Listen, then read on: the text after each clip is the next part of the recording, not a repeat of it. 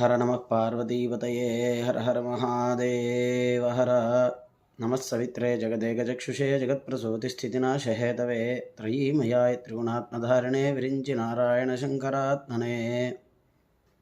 కొంతమంది ఆస్తిక మహాశయులు ఈరోజు రథసప్తమి, ఆ రథసప్తమి యొక్క విశేషాన్ని తెలపమని కోరగా చెప్పే ప్రయత్నం చేస్తున్నాను.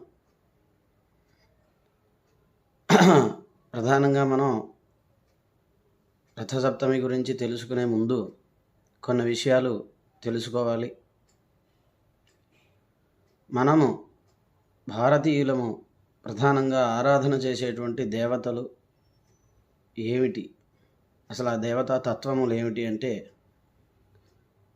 భారతీయులు ఆరాధన చేసేది ప్రకృతిని, కాలాన్ని, ఆ ప్రకృతిని కాలాన్ని నిర్వహిస్తూ ఈ ప్రాణికోటిని సమస్త చరాచరమును అంతా కూడా పాలన చేస్తూ రక్షిస్తూ ఉన్నటువంటి ఆ ప్రకృతి కాల పంచభూత తత్వములనే మనం ఆరాధన చేస్తూ ఉంటాం. వారి అధిష్టాన రూపములుగా వాటిని మనం ఆరాధన చేస్తూ ఉంటాం. ఇది ప్రధానంగా మనం గుర్తుంచుకోవాల్సినటువంటి విషయం. భారతీయులు అంటేనే భా అంటే దీప్తి, కాంతి, కాంతిని ఆరాధన చేసేవాళ్ళు అని. కాంతి అంటే అది ప్రధానముగా 3 రకములు. ఒకటి సూర్యకాంతి, 2 అగ్నికాంతి, 1 జ్ఞానం, జ్ఞానం అనేటువంటి వెలుగు, ఆ కాంతి. ఈ మూడిటిని ఆరాధన చేస్తూ తెలుసుకుంటూ దాని యందే ఎప్పుడు ఇష్టము కలిగిన వారై, దాని యందే ఎప్పుడు ఆసక్తి కలిగిన వారై ఉండేవారే భారతీయులు అని మనకి ఈ శబ్దానికి మనం నిర్వచనం చెప్పుకోవాలి. కాలానుగుణంగా భారత శబ్దం చేత పరిపాలించిన వారి పేరు మీద భారతదేశం అనేటువంటి గా ఏర్పడలేదు. వీళ్ళు జ్ఞానాన్ని ఉపాసన చేస్తారు, జ్యోతిని ఉపాసన చేస్తారు అని భారతీయులు అనేటువంటి పేరు, భారతదేశం అనేటువంటి పేరు వచ్చింది. ఇటువంటి జ్యోతుల్ని అంటే ఈ వెలుగుల్ని, ఈ మూడిట్లో ఏ వెలుగుని మనం విశ్వసించకపోయినా, ఆరాధించకపోయినా, నిర్లక్ష్యం చేసినా మనం భారతీయులమని చెప్పుకునేటువంటి అవకాశాన్ని మనం కోల్పోతాము. నిజమైన భారతీయులందరూ కూడా వీటి యందు విశ్వాసం కలిగి, వీటి యందు నమ్మకం కలిగి, వీటిని ఆరాధన చేస్తూ వీటిలో ఉండేటువంటి గుణాలని పొంది ఆ ఫలాలను వారు అనుభవిస్తూ ఉంటారు. నేటికి కూడా అది మనకి సుస్పష్టంగా కనిపిస్తూనే ఉన్నది. కాబట్టి అటువంటి భారతీయులు ఆరాధన చేసేటువంటిది ప్రకృతిని, కాలాన్ని నిర్వహించేటువంటి, ప్రకృతిని నిర్వహించేటువంటి ఆ శక్తిని, ఆ శక్తి యొక్క అధిష్టాన దేవతల్ని ఆరాధన చేస్తాం. అటువంటి వాటిల్లో ఇవన్నీ కూడా కేంద్రీకృతమై సమస్త దేవతలు, సమస్త ప్రకృతి అంతా కూడా ఒకచోట కేంద్రీకృతమై ఉన్నటువంటి స్థానం ఒకటి ఉన్నది. అదే ఆదిత్య మండలం. ఆ ఆదిత్య మండలాన్ని అనేక విధములుగా చాలా విశేషంగా వర్ణన చేశారు. ఆదిత్య మండలాన్ని మించినది వేరేది కనిపించదు. ఆ వర్ణనలు కనుక మనం తెలుసుకున్నట్లయితే ఆదిత్య మండలాన్ని మించింది మనకి వేరే కనిపించదు. అటువంటిది ఆదిత్య మండలం. మనకి ప్రత్యక్షంగా కూడా మన యొక్క జీవనానికి ఆధారభూతమైనటువంటిది, ప్రాణశక్తిని ఇచ్చేటువంటిది ఆదిత్య మండలం. మనందరికీ కూడా భౌతికంగా కూడా తెలిసినటువంటి విషయం అది. కాబట్టి అటువంటి ఆదిత్య మండలాన్ని ఆరాధన చేయటం ఈరోజు గొప్ప విశేషం.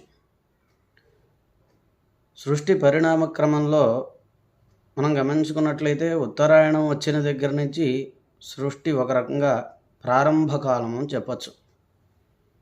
ఎలాగా అంటే ఉత్తరాయణం, ఉత్తరం అంటే ఉత్తర దిక్కు, అలాగే పైకి అనేటువంటి అర్థం కూడా ఉన్నది. అంటే ఉత్తర దిక్కుకి ప్రయాణం చేయటం, అలాగే ఉద్భవం అవటం అనేటువంటిది కూడా అర్థం వస్తుంది. ఉత్తరాయణ పుణ్యకాలంతో ప్రారంభం చేసి ఈ సృష్టి అంతా కూడా ప్రారంభమైనట్లుగా మనం అర్థం చేసుకోవచ్చు. ఎందుకనంటే ఆ రోజు ప్రారంభమయ్యి మరి వెంటనే తర్వాత సంక్రమణం అయిన వెంటనే శ్రీ పంచమి, మరి శ్రీ పంచమి అనే దానికి మనం సరస్వతిని అధిష్టాన దేవతగా మనం పూజ చేస్తాం. అంటే వాక్ అంటే శబ్దం. సృష్టి నుంచి మొట్టమొదటిగా సృష్టి ఆవిర్భావం అయిన తర్వాత వచ్చినటువంటిది శబ్దం. ఆకాశాద్వాయు, శబ్దము వాయు రూపకము. కాబట్టి అటువంటి శబ్దము, ఆ శబ్దాన్ని అధిష్ఠించి ఉన్నటువంటి సరస్వతిని మనం ఆ రోజు శ్రీ పంచమి రోజు ఆరాధన చేసుకుంటాం. దీనంతటికీ కారణమైనటువంటి సూర్యనారాయణమూర్తిని మనం మాఘమాసం మొదటి నుంచి ఆరాధన చేసుకుంటాం.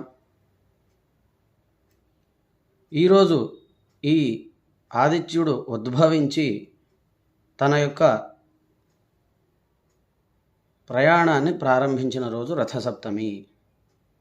ఒక్కొక్కటి నిదానంగా పరిణామక్రమంలో జరుగుతూ ఉన్నటువంటి ప్రక్రియ ఇది. సమస్త సృష్టి అంతా కూడా సృష్టి ఉద్భవమైన తర్వాత శబ్దం, తర్వాత ఈయన ప్రయాణం, తద్వారా కాలం అనేటువంటిది తయారవుతూ ఉన్నటువంటి మొట్టమొదటి రోజుని మనం రథసప్తమిగా చెప్పుకుంటాము. ఈ ఆదిత్యుడు ఎవరు అంటే ఈయనే సమస్త సృష్టిని చేసేటువంటి వాడు, స్థితిని చేసేవాడు, లయమును చేసేవాడు కూడా ఈయనే. మనకి గమనిస్తే నిత్యక్రియల్లో మనకి ఇది స్పష్టంగా అర్థమవుతూ ఉంటుంది. మనకి ప్రధానంగా మహానారాయణ ఉపనిషత్తులో, యజుర్వేదంలో చాలా సుస్పష్టంగా ఒక మంత్రం మనకి దీన్ని వివరిస్తూ ఉన్నది. ఆదిత్యో వా ఏష ఏతన్మండలం తపతి తత్రతారజస్తదృచామండలగుంసరచాన్ లోకోథయ ఏష ఏతస్మిన్ మండలేర్చిర్దీప్యతే తాని సామాని సామ్నాన్ లోకోథయ ఏష ఏతస్మిన్ మండలేర్చిషి పురుషస్థాని యజుగుంషి సయజుషా మండలగుంసయజుషాన్ లోకస్సైషా త్రయ్యేవ విద్యాతపతియ ఏషో అంతరాదిత్యే హిరణ్మయ పురుష. ఆదిత్యుడు అంటే 3 వేదములు, 3 వేద స్వరూపములు. 3 వేదములు కూడా ఆ ఆదిత్యుని యందే ఉన్నాయి. ఆ ఆదిత్యుడే 3 వేదముల యొక్క స్వరూపము. ఆదిత్య మండలంలో ఉండేటువంటి తేజస్సు అంటే ఏదైతే ఆ తాపం ఉన్నదో, అంటే వేడి మనకి కనిపిస్తూ ఉంటుందో అదంతా కూడా ఋగ్వేద స్వరూపం. ఋగ్వేదంలో చెప్పబడినటువంటి ఋగ్వేద అభిమాన దేవతలందరూ కూడా ఆ తేజస్సును ఆశ్రయించుకుని ప్రకాశిస్తూ ఉంటారు. ఆ తాపాన్ని ఆశ్రయించి ప్రకాశిస్తూ ఉంటారు. అంటే ఏంటంటే ఋగ్వేదంలో చెప్పబడినటువంటి కర్మల ద్వారా ఆ యొక్క తాపం అనేటువంటిది ఉద్భవిస్తుంది అని కూడా చెప్పుకోవచ్చు.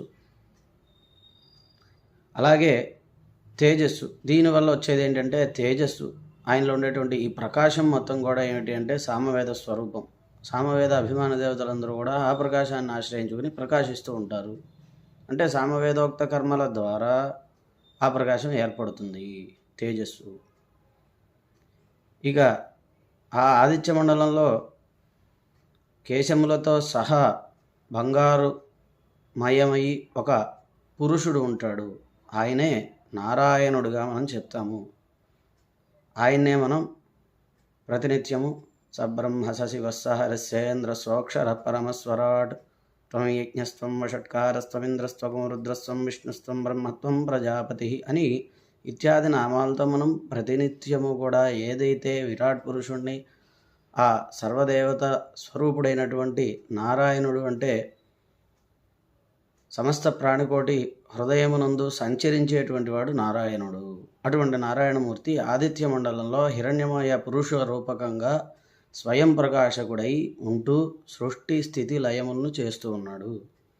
ఆయనే ఆయా కార్యాల నిమిత్తము, కార్య అవసరాల నిమిత్తము 3 రూపాలను ధరించి బ్రహ్మ విష్ణు శివుడుగాను, మహాకాళి మహాలక్ష్మి మహాసరస్వతి అంటే వారి చైతన్య స్వరూపాలైనటువంటి మహాకాళి మహాలక్ష్మి మహాసరస్వతిగాను, ఆయా సమయముల్లో ఆయా తత్వములకు, ఆయా అవసరములకు ఉపయుక్తమైనటువంటి శక్తి తత్వ రూపకముగా గణపతి, సుబ్రహ్మణ్య, దుర్గా ఇత్యాది రూపకములుగా ఆయనలో ఉండేటువంటి శక్తి ఉత్పన్నమై ప్రకాశిస్తూ ఉంటుంది.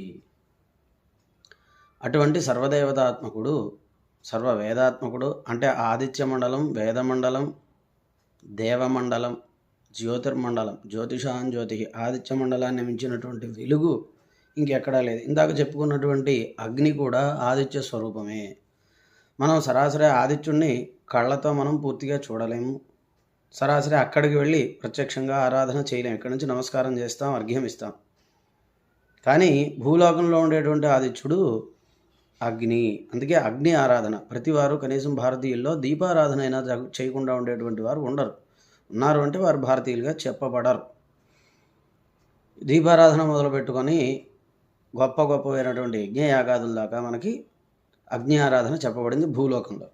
దీని ద్వారా ఈ అగ్ని ఆరాధన ద్వారా చేయబడినటువంటి ఆరాధన మొత్తం మళ్ళీ సూర్యమండలంలోకి వెళ్తుందని అగ్నోప్రాస్తాహుతి సమ్యకాదిత్యం ఉపతిష్టతే ఆదిత్యాధ్యాయతే వృష్టేరన్నం తద ప్రజ అని.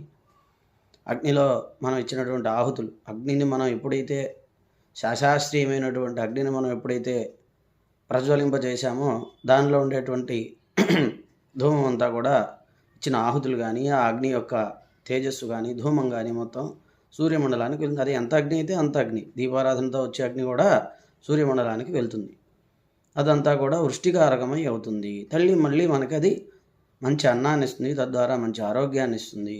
అదే ప్రధానంగా మనకు కావాల్సింది. ఈ లౌకిక వస్తువుల్ని అలాగే లౌకిక సుఖాలని వీటిని అనుభవిస్తూ ఇక్కడే వీటి కోసమే తాపత్రయపడుతూ ఉండేవాళ్ళు భారతీయులు కాదు. ఇందాక చెప్పుకున్నాం, వారు బ్రహ్మవిద్ బ్రహ్మైవ భవతి అని ఆ పరతత్వాన్ని తెలుసుకొని ఆ పరమాత్మ యొక్క స్వరూపాన్ని తెలుసుకుని ఆ పరమాత్మే అయ్యేటువంటి మార్గాన్ని చెప్పింది మన సనాతన ధర్మం. కాబట్టే వీటికి మన పెద్దవాళ్ళు కానీ ప్రాచీనులు కానీ మన సంస్కృతి కానీ లౌకిక సుఖములకు వస్తువులకు మనకి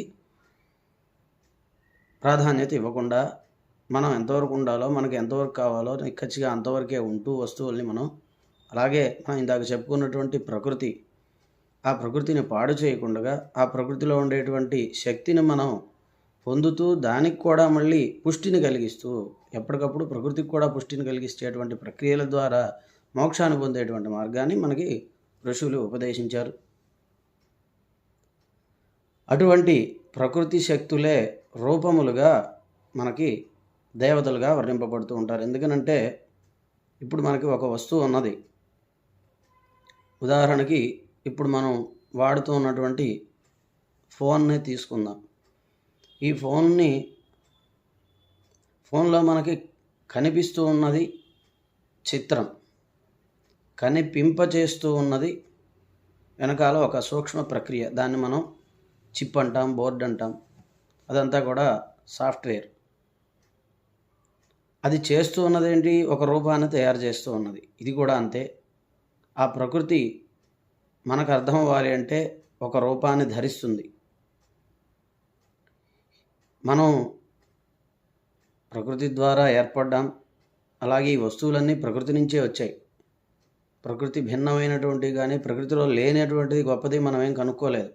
ప్రకృతిలోంచే తీసి మనం ఏదో కనిపెట్టామని మనం అనుకుంటూ ఉన్నాం. కాదు, ఇప్పుడు మనం చేస్తున్న తప్పు ఏంటి అంటే ఏవైతే అంటే ఒక ఔషధం తయారు చేయాలంటే ఏవైతే రెండు రసాయనాలు కలిపితే అది విషతుల్యం అవుతుందో అటువంటి ఔషధాన్ని ఎట్లా తయారు చేయకూడదో ప్రకృతి నుంచి తీసినటువంటి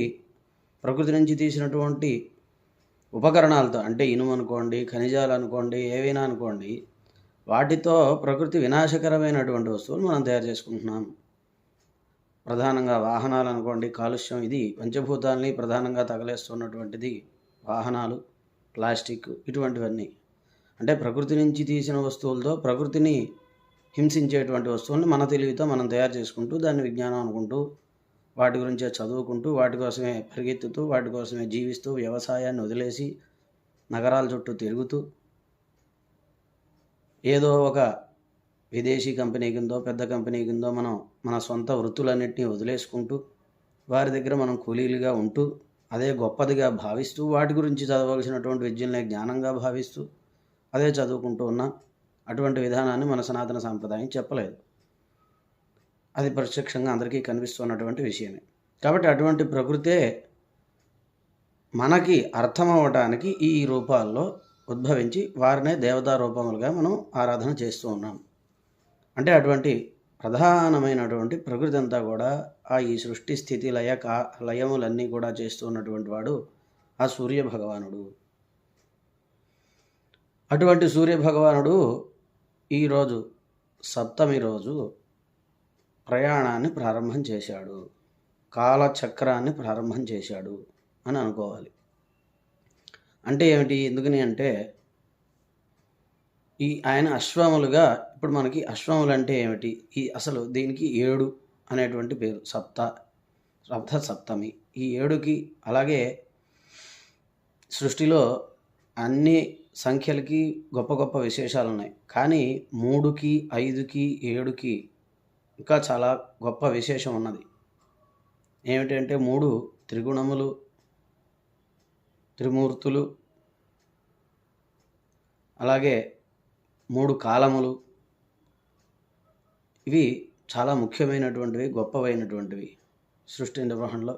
అలాగే 5 అది ఇంకా చాలా గొప్పది. పంచభూతములు, పంచ ఇంద్రియములు, పంచ తన్మాత్రలు, పంచకోశములు, ఇవన్నీ కూడా 5 అయితే సప్త చాలా గొప్పది. సప్త ప్రాణా ప్రభవంతి తస్మాత్ సప్తార్చిష సమిధ సప్త జిహ్వా సప్త ఇమే లోకా యేషు చరంతి ప్రాణా గుహాశయాన్నిహితా సప్త సప్త అని సప్త ప్రాణములు.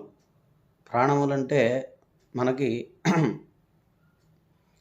తల ప్రధానమైనటువంటిది శరీరంలో. అంటే మన శరీరాన్ని నడిపించేటువంటి శక్తి మొత్తం మనకి తలలో ఉంది. ప్రధానంగా మెదడు, తర్వాత ఉండేటువంటి గోళములు, ఇవన్నీ కూడా. నేత్రములు 2, శ్రోత్రములు 2, చెవులు 2, కళ్ళు 2, ముక్కు 2 భాగములు, నోరు కలిపితే 7 అవుతాయి. అవే సప్త ప్రాణములు. సప్త ప్రాణ ప్రభవంతి తస్మాత్ అంటే ఎక్కడి నుంచి అంటే ఆ పరమాత్మ నుంచి ఇవి ఉత్పన్నమైనాయి. ఆయన ఇవి తయారు చేశాడు, మనకు ఏర్పాటు చేసింది పరమేశ్వరుడు. సప్త ప్రాణ ప్రభవంతి తస్మాత్ సప్తార్చిష. వీటిల్లో ఉండేటువంటి ప్రకాశం కేవలం గోళం అంటే కన్ను ఉన్న కన్నుని గోళం అంటాం, కనిపించేటువంటి దాన్ని. దాని వెనకాల ఉండేటువంటి చైతన్యాన్ని, ఇంద్రియ శక్తి అది తేజస్సు. దానికి ఆ తేజస్సు సప్త ప్రాణ ప్రభవంతి తస్మాత్ సప్తార్చిష.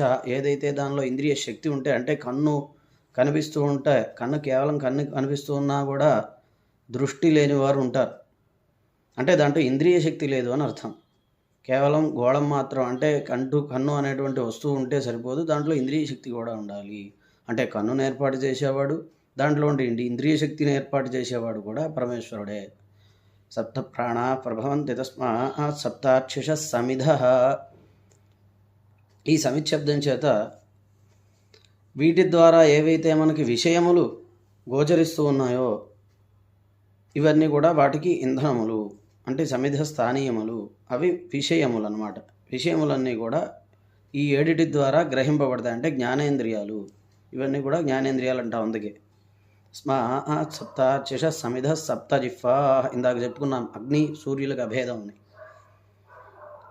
ఒకచోట మనకి అగ్నిహోత్ర ఆఖ్యాయికలో చెప్తూ అగ్నిం వావాదిత్య సాయం ప్రవిశతి ఉజ్జంతం వావాదిత్యం అగ్నిరను సమారోహతి అని.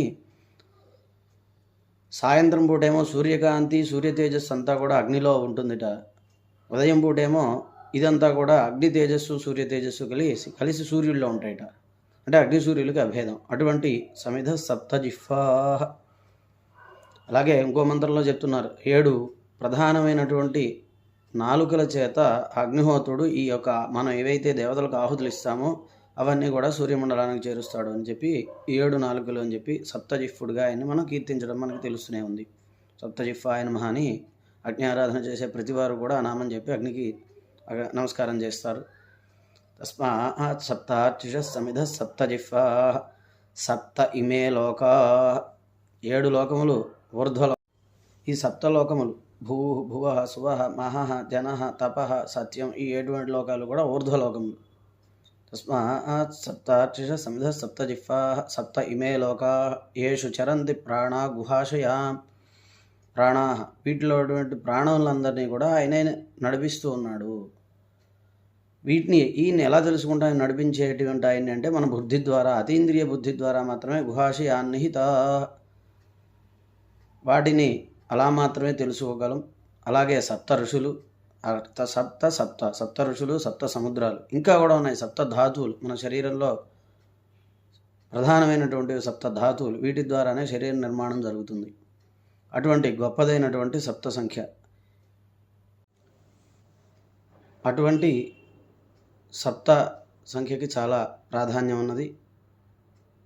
అట్లాంటిది ఈ సప్తమి రోజు ఈయన తన యొక్క గమనాన్ని ప్రారంభం చేశాడు. వేటి ద్వారా అంటే 7 గుర్రములు, అంటే అవి కిరణములు. ఆ కిరణములు ఏమిటి అంటే ఛందస్సులే కిరణములు. అంటే ఈ ఛందస్సారములు, ఈ ఛందస్సు యొక్క శక్తి అంతా కూడా ఆ కిరణముల్లో ఉంటుంది. ఆ కిరణములే ఛందస్సులుగా కూడా ఉంటాయి. ఛందస్సులు అనే కిరణములు, వాటినే అశ్వములుగా చెప్తారు. అశ్వం అంటే మన యొక్క వేదంలో కానీ మన భాషలో కానీ ఒక పేరు ఉంది అంటే దాని తత్వాన్ని తెలిపేది కానీ దాని గుణాన్ని తెలిపేటువంటిది కానీ పేరుగా ఉంటూ ఉంటుంది. అశ్వం అంటే వ్యాప్తి కలది, అలాగే వేగం కలది. వేగముగా వ్యాప్తి చెందేటువంటిది కిరణము అశ్వము. అందుకే గుర్రానికి కూడా అశ్వం అనేటువంటి పేరు అందుకే వచ్చింది. ఏమిటయ్యా అశ్వములు అంటే మనకి వేదంలో ఒక ఆఖ్యాయిక చెప్పారు. కిరణములు ఏమిటా కిరణములు అంటే ఛందస్సులే. ఛందాగం శిరథో మే భవత యుష్మాభిరహమేతమధ్వా నమను సంచరాణీతి తస్య గాయత్రీ చ జగదీ చ పక్షావభవతాం ఉష్టిక్చ త్రిష్టుప్చ ప్రశ్చౌ అనుష్టుప్చ పంక్తిశ్చధుర్యౌ బృహత్యేవోద్ధిరభవతు స ఏతంఛందో రథమాస్థాయ ఏతమధ్వా నమను సమచరతు అని గాయత్రి, త్రిష్టుపు, జగతి, ఉష్టికు, పంక్తి, బృహతి, కగుతి ఇటువంటి ఈ 7 ఛందస్సులతో ఆయన ఛందస్సులు అనేటువంటి గుర్రములు, అవే కిరణ రూపకములైనటువంటి ఛందోరూపకములైనటువంటి గుర్రాలని ఆయన ఏర్పాటు చేసుకొని, మరి రథం ఏమిటి అన్నారు. పంచారం చక్రం పరివర్తతే పృథు హిరణ్యజ్యోతిశరీరస్య మధ్యే అజస్రం జ్యోతిర్నభసా సర్పదేతి సన ఇంద్రః కామవరం దదాతు సప్తయుంజంతి రథమేకచక్రం ఏకో అశ్వో వహతి సప్తనామ త్రినాభిచక్రమజరమనర్వం ఏ నేమా విశ్వాభువనాని తస్థుః. పంచారం అంటే 5 దళములు, దాన్ని 5 బద్దలు కలిగినటువంటి చక్రం ఒకటి ఉన్నదిట. అంటే 5 అంటే ఇక్కడ 5 ఋతువులు. 5 ఎందుకు చెప్పారంటే హేమంత శిశిర ఋతువులు 2 కూడా ఒకే గుణమును కలిగి ఉంటాయి. అందుకని అక్కడ వేదం ఎప్పుడు కూడా హేమంత శిశిర ఋతువుల్ని కలిపే సంబోధిస్తూ ఉంటుంది.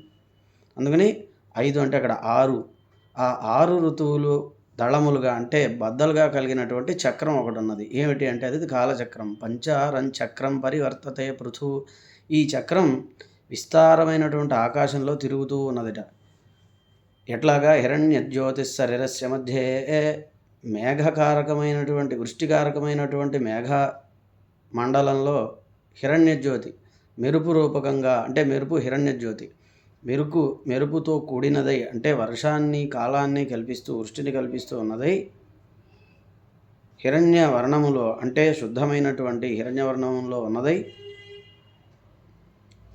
శరీరస్య మధ్యే అజస్రం జ్యోతిర్నభసా సర్పదేతి, ఎప్పుడు నిరంతరం అట్లా తిరుగుతూ ఉన్నదిట. అటువంటి ఈ తిప్పుతూ ఉన్నటువంటి ఇంద్రుడికి నేను నమస్కారం. ఆయన ఇంద్రుడు అంటే ఇక్కడ పరమేశ్వరుడు, ఆయన ఆదిత్యుడు, ఆయనకు నమస్కారం చేస్తున్నా అని చెప్పి ఒక మంత్రం.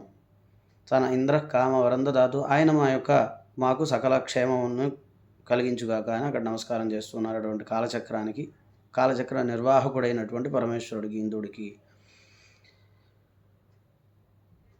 పంచారం చక్రం పరివర్తతే పృథు హిరణ్యజ్యోతిశరీరస్య మధ్యే అజస్రం జ్యోతిర్నభసా సర్పదేతి సన ఇంద్రః కామవరం దదాతు సప్తయుంజంతి రథమేకచక్రం ఏకో అశ్వో వహతి సప్తనామా త్రినాభిచక్రమజరమనర్వం. ఈయన ఈ 7 కూడా, ఈ ఇందాక చెప్పుకున్నటువంటి ఈ 7 గుర్రములు కూడా ఈ చక్రంతో కూడుకున్నటువంటి రథాన్ని నడిపిస్తూ ఉన్నాయి. దానికి మళ్ళీ త్రినాభి అనేటువంటిది, అంటే మరి ఈ చక్రానికి కేంద్రం ఉండాలి కదా, అది దానికి బిగింపు స్థానం, అది త్రినాభి. దీనికి ముఖ్యమైనది ఏంటంటే త్రిగుణములు, భూత భవిష్యత్ వర్తమాన కాలములు. ఈ మూడిటి నుంచి ఉద్భవించినటువంటి 6 ఋతువులు పంచారంచక్రం ఏకోశ్వో వదసప్తనామ త్రినాభిచక్రమజరమనర్వం.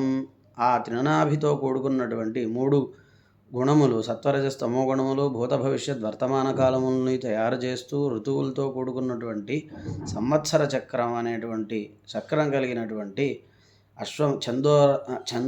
ఛందస్సులు అనేటువంటి అశ్వములతో కూడుకున్నటువంటి ఆ రథమును ఎక్కి అనూరుడు అంటే అక్కడ అజరం అనర్వం అనేటువంటివి పెట్టారు.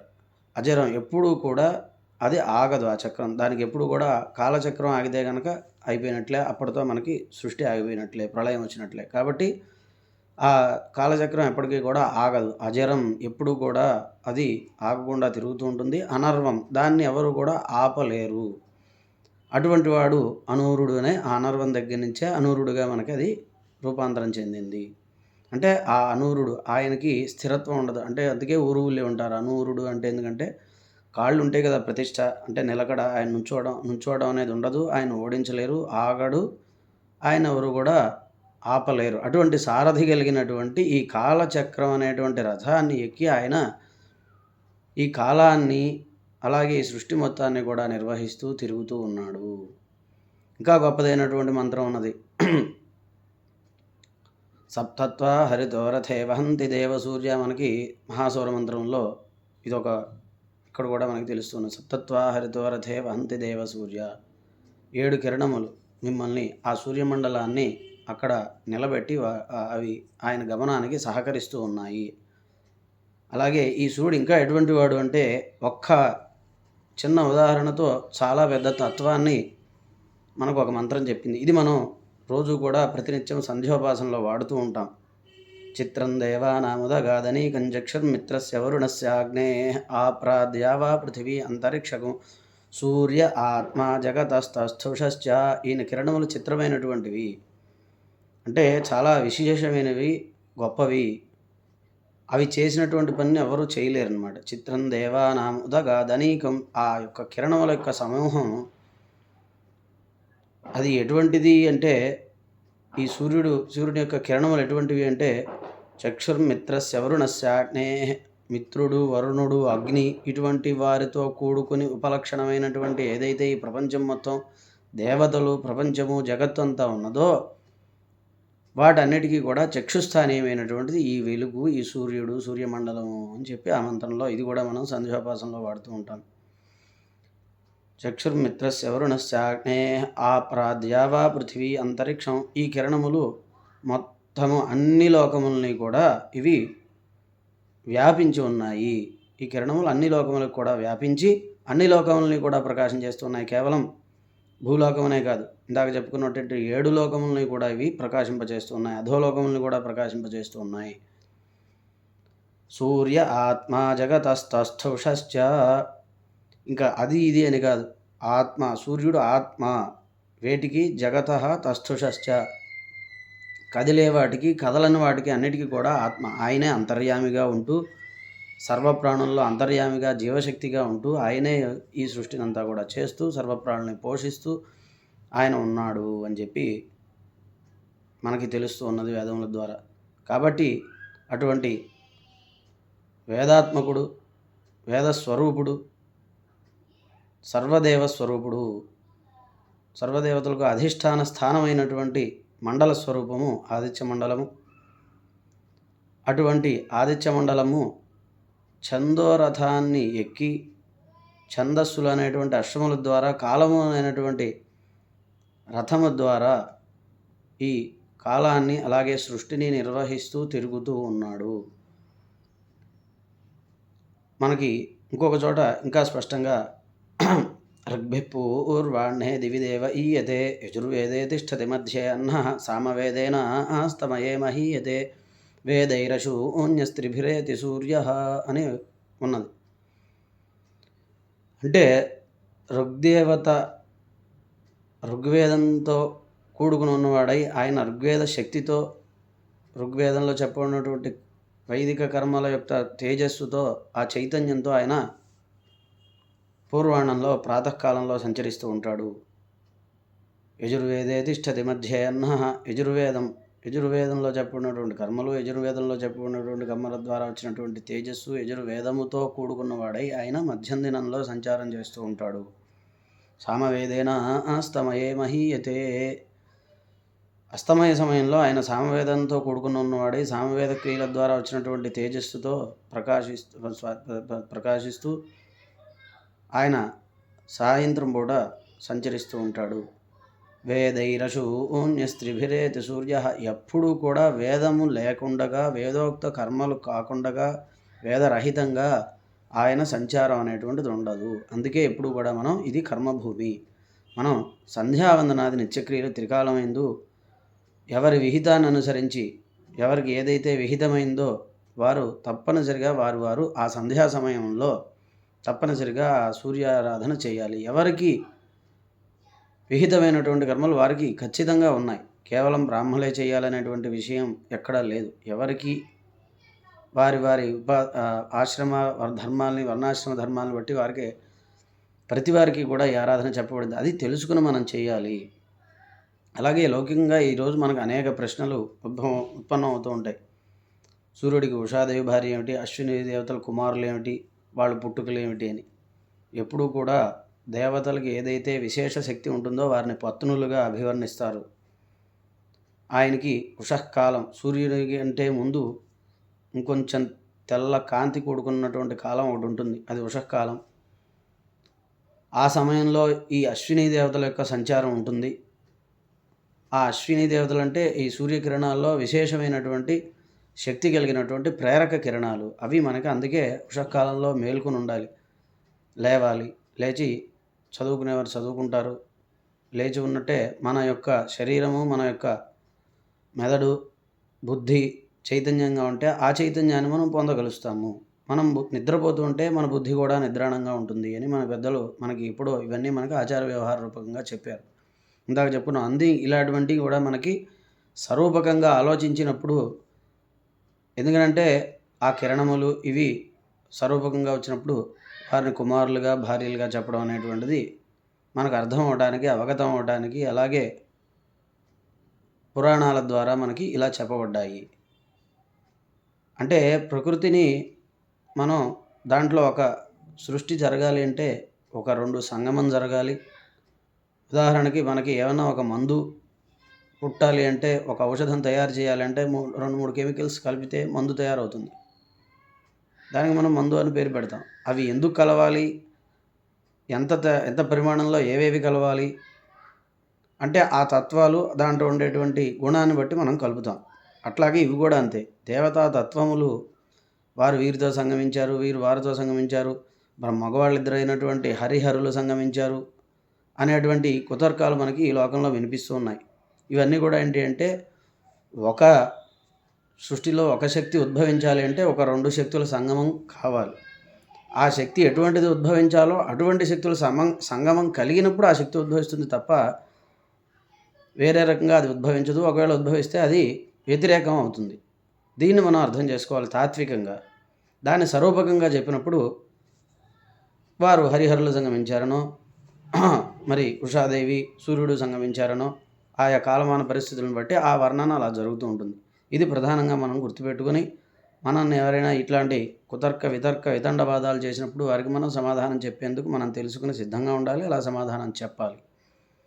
కాబట్టి అటువంటి గొప్పదైనటువంటి రథసప్తమి ఈరోజు కాలచక్రం ప్రారంభమైంది. మరి అదేమిటండి, ఉగాది రోజు మరి కాలమానం ప్రారంభమైంది అని మనం ఉగాది చేసుకుంటాం కదా అని అనొచ్చు. ఒక బిడ్డ పుట్టినప్పుడు పుట్టినరోజు అనేటువంటిది ఎప్పుడు చేసుకుంటాం? వాడు మరునాటి సంవత్సరంలోకి అడుగుపెట్టినప్పుడు ప్రారంభం చేసుకుంటాం మనం. ఇంకోటి ఏంటంటే, బిడ్డ పుట్టంగానే నెలకొకసారి పుట్టినరోజు చేసుకునేటువంటి సాంప్రదాయం కూడా ఉన్నది కొన్ని చోట్ల.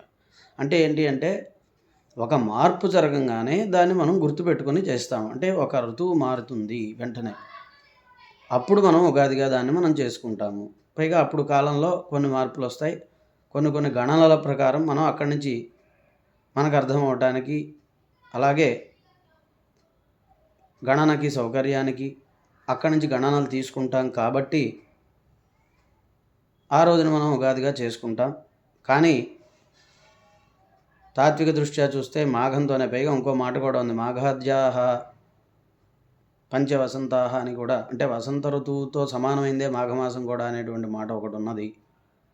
కాబట్టి ఇటువంటివన్నీ కూడా మనం, అంటే ఇప్పుడు నేను చెప్పింది మొత్తం చెప్పేశానంటే మొత్తం చెప్పలేదు, ఇంకా చాలా కూడా రహస్యాలు ఉంటాయి. నాకు తెలిసింది, తెలుసుకున్నది కొంతవరకు చెప్పగలుస్తాం. ఈ చెప్పిన దాంట్లో కూడా కొంత నిజం ఉండొచ్చు, కొంత ఊహ ఉండొచ్చు. ఇదేనా అంటే ఇదే కాదు, భూత భవిష్యత్ వర్తమానాలకు సంబంధించినటువంటి తత్వాలు, అలాగే మరి సృష్టి స్థితి లయములకు సంబంధించినటువంటి విషయాలు అతీంద్రియులకి తప్ప మనలాంటి ఈ అల్పబుద్ధి గల వాళ్ళకి, అల్ప ఇంద్రియములు కలిగిన వారికి, విషయ లోలత్వం గలవారికి అర్థమైపోవాలి అంటే అంత తొందరగా అర్థం అవ్వవు. కాబట్టి దాని యందు ముందర మనకి శ్రద్ధ కావాలి, నమ్మకం కావాలి, విశ్వాసం కావాలి. వీటి ద్వారా వాటిని మనం సాధన చేసినప్పుడు మనకి తప్పకుండా అన్నీ అర్థమవుతాయి. అంతే తప్ప వితర్కాలు చేస్తూ కూర్చున్నంతసేపు ఎప్పుడు అర్థం అవ్వవు. కాబట్టి అటువంటి గొప్పవైనటువంటి తత్వములు కలిగినటువంటివి మన యొక్క ఆచార వ్యవహారములు, అలాగే పండుగలు, అటువంటి ఇవన్నీ కూడా, దాంట్లో కూడా ఈ సూర్యతత్వం చాలా విశేషమైనటువంటిది. అంటే అన్నీ గొప్పవే, సూర్యతత్వం చాలా గొప్పది. ఎందుకంటే ఆయన ప్రత్యక్ష పరమేశ్వరుడు. ఇంకా అనేక వర్ణనలు అనేక చోట అనేక ఉన్నాయి, అన్నీ చెప్పుకోలేము, కొంతవరకు చెప్పుకునే ప్రయత్నం చేశాం. అటువంటి ఈ సూర్యమండలము, ఆ యొక్క సప్తాశ్వరధారుడైనటువంటి ఆ యొక్క సర్వేశ్వరుడు, పరమేశ్వరుడు, సూర్యనారాయణమూర్తి మనందరినీ అనుగ్రహించుగాక. హర నమ పార్వతీపతయే, హర హర మహాదేవ.